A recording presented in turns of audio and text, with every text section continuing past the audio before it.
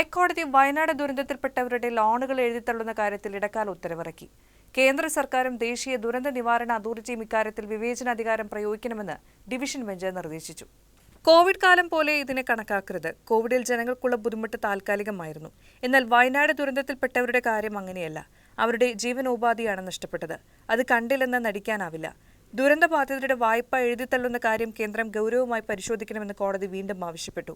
Bank വായ്പ എഴുതിത്തള്ളാൻ നിർദ്ദേശിക്കാൻ കേന്ദ്ര ദുരന്ത നിവാരണ അതോറിറ്റിക്ക് അവകാശമുണ്ട്. ഇക്കാര്യത്തിൽ അവർ പരിശോധിക്കണം. ലോണുകൾ എഴുതിത്തള്ളുന്ന കാര്യത്തിൽ കേന്ദ്ര സർക്കാർ അനുകൂല നിലപാട് സ്വീകരിക്കുമെന്നാണ് പ്രതീക്ഷിക്കുന്നത്. ജീവിതവും വരുമാനവും നഷ്ടപ്പെട്ടവരെ സഹായിക്കാൻ കേന്ദ്ര സർക്കാരിന് ബാധ്യതയുണ്ട്.